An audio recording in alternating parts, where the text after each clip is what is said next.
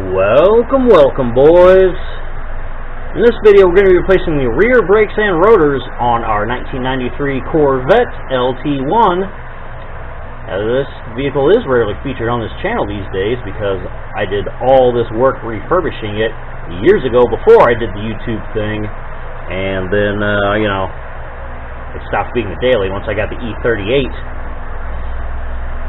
and the Crown Vic, so she doesn't see as much action anymore. But the rear brakes have been making a noise lately, so we're going to address it. And I think I can see why. Crack right through the rotor here and on the backside. Ditto here. This is why you don't get drilled and slotted rotors. That's why in a previous video in this playlist you'll notice I replaced the rotors on the front of the Vette and I went with regular rotors. None of this nonsense. Now, unfortunately, I already have slotted and drilled rotors for the back. I bought them many years ago, and I was waiting for these to fail. So they finally failed, so we're going to go ahead and replace it with what I have, which is going to be almost essentially the same as this, I do believe. But, you know what, that's okay. We don't daily it anymore, so that should last the rest of all eternity, and we won't have to worry about it. But if those ever fail again, I'll replace them with some real rotors that don't suck. So, first order of business is jack the car up, I already did, and pull the wheel off. Make sure you don't ever lose your key here, the lug key, that you need to get your locking lugs off. So after you get that and the other ones off, jack it up, we're going to go ahead and pull the caliper off and then replace our parts. So I guess I'll have to put you boys on my head maybe, because I don't think we're gonna really be able to get in here. But maybe I can. Maybe I can set you up where you can see. We'll see how I have you mounted here in a sec.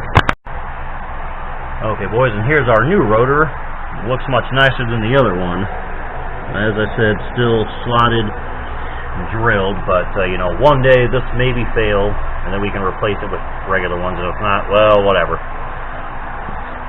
And our new brakes,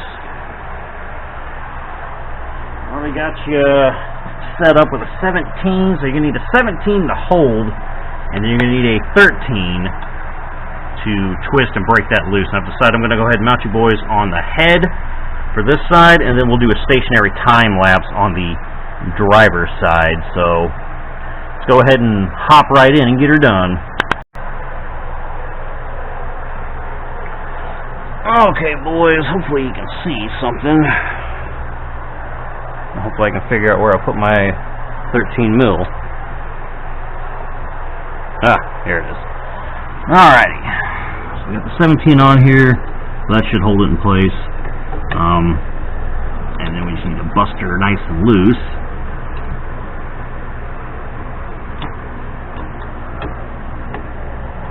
Is going to be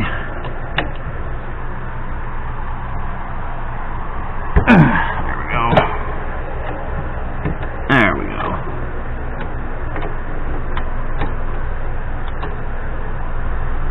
Hoping I get the ratcheting wrench on there, but I can't with the damn parking brake spring in the way. I suppose you could take that spring loose, but it might be kind of a shit show to get back on. I don't remember. Like I said, it's been many years since I've had to replace the rear brakes on this thing, so I ain't fixing to make my life harder than it has to be if I don't have to. Alright, let's go ahead and loosen this one as well. Same deal. Hold it in place with the 17, turn counterclockwise with your 13.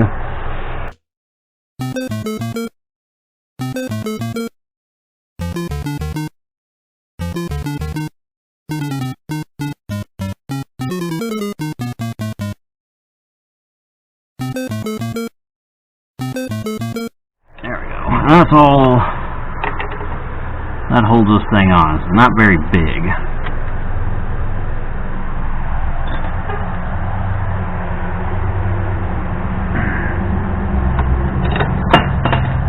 Whoops.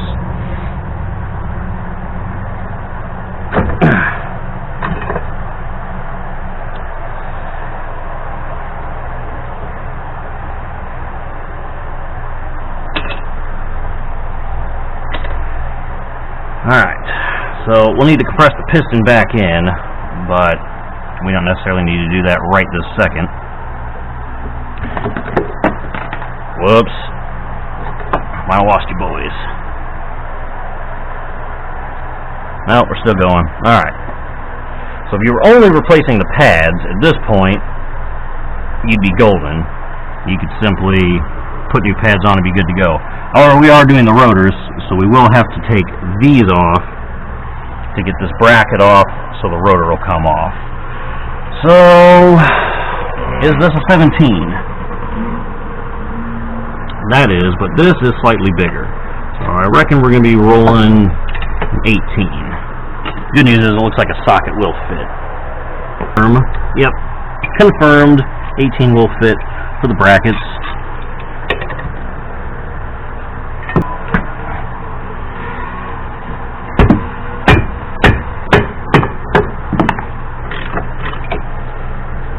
Terrific. Get this out of the way.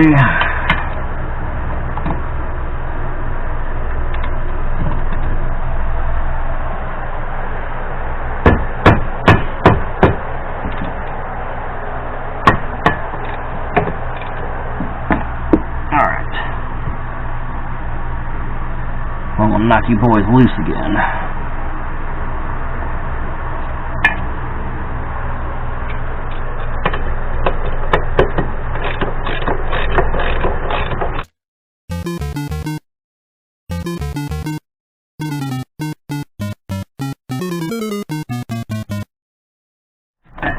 Got it.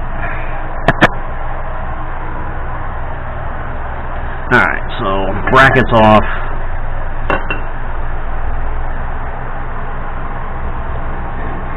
I'm trying to tuck this over here. And those crappy rotors off.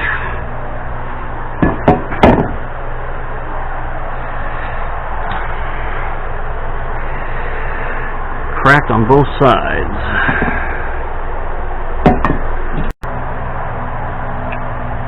Okay, boys, and normally I use a C-clamp on these, but not at my house, so I found these, and we're going to use those.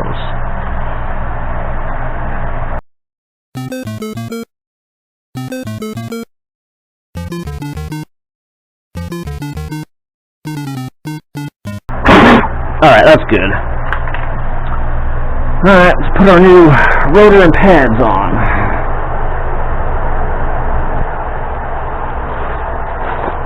Let's do the rotor first. You see, I've had these so long, any oil that was on them has long evaporated. It doesn't even exist anymore.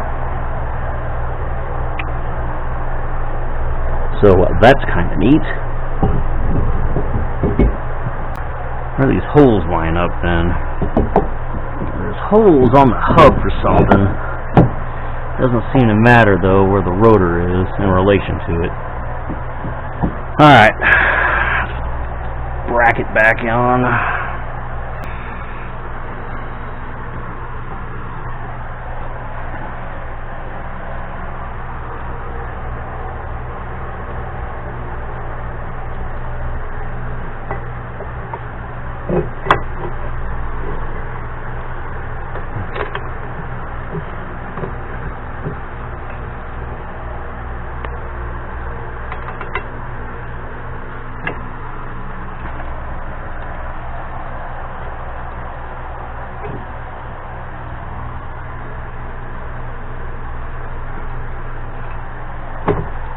Alright, those should be started.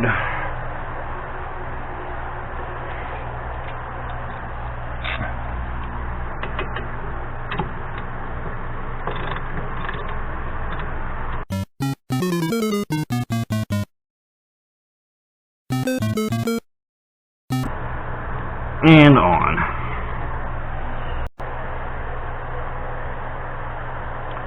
Okay, boys, and with our piston compressed as best as we can, bracket on.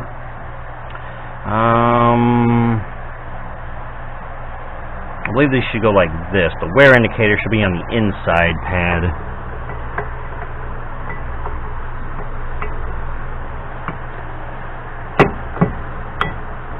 So put the pads in place in the bracket here, like so. And then we need to carefully slide our caliper back over these pads.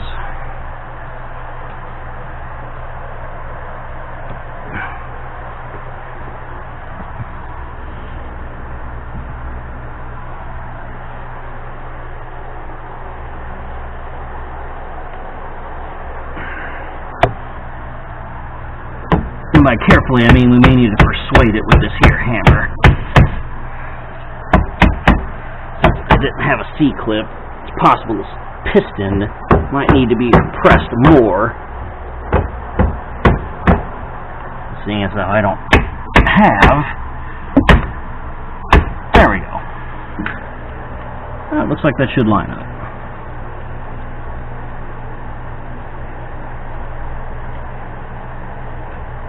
There we go. That should go there. And once we start these things by hand, we'll just get our 13 and our 17 again and tighten her up. No, the bottom one's not on the thread on for some reason.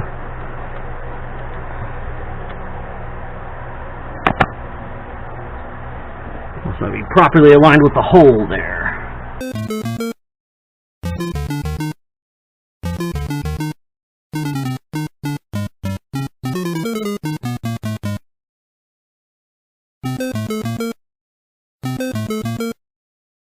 Alright, that's pretty tight. This was pretty tight. Let's go again just to make sure we're still pretty tight.